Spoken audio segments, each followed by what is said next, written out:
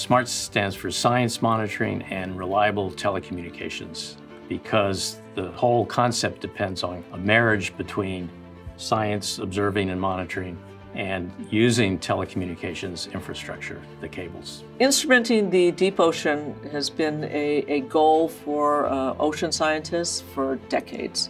We've tried to do that in many different ways, but in large part, the ability to actually have a continuous, high-quality signal from the deep ocean to detect earthquakes, to detect tsunamis has eluded us. More than 99% of data that's moving around the world between any locations that's separated by a sea goes on a cable. The diameter of the cable that sits on the seafloor is 17 millimeters, and inside that will be up to about 24 pairs of fiber wrapped with copper so that it can send power to the repeaters, which sit every 80 or 90 kilometers. And what we're proposing to do is tap into that power and then access the fibers for communication purposes.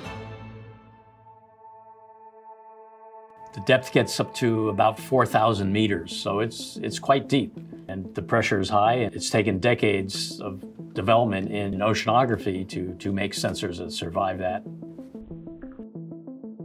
Many sensors could not survive on the deep sea floor for 25 years. A lot of the biology sensors and chemical sensors just are not made to last that long. In our case, with the smart sensors and cables, there is no maintenance.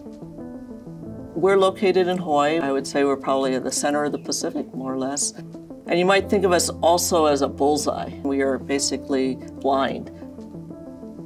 That means that we have no idea of what will hit us until the wave hits midway.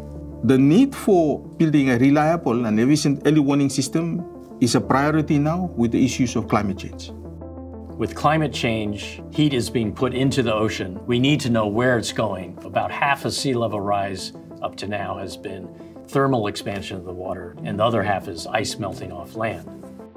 A technology such as a smart cable that would continuously collect information or data about the water temperature, the seabed activities, all the movements of tectonic plates and everything that happens under the seabed, use that data to continue to build models that would help the Vanuatu government in terms of giving out the right information to the population in terms of preparedness. The three sensors we've chosen are ocean bottom temperature, ocean bottom pressure, and seismic acceleration. If we have a cable and we put sensors along a cable, we can watch the wave as it goes across the Pacific or the Atlantic. Telecommunications cables on the seafloor can benefit from smart cables. We'll understand what our product does to the seafloor, and we'll understand how the seafloor interacts over a long period. The cable off Portugal will connect just south of Lisbon to the Azores, and then to Madeira, and then back to Lisbon. So it's a triangle, roughly, and the total length is 3,700 kilometers with 50 of these smart repeaters. Because of the history in Portugal, the 1755 earthquake tsunami that destroyed Lisbon and so much else, and the regulatory agency, ANACOM, decided that it shall have environmental sensing, specifically seismic detection, as they call it. The cable will be installed in Portugal in late 2025 or early 2026. The whole area will benefit, Spain, North Africa, and then possibly across the Atlantic too. With these measurements, you have enough detail that you can give a much more refined prediction across the Pacific Ocean. Do we need to evacuate near shore here in Hawaii from an earthquake in Alaska? Yes, we know something's coming, but we can give enough information to directly save lives.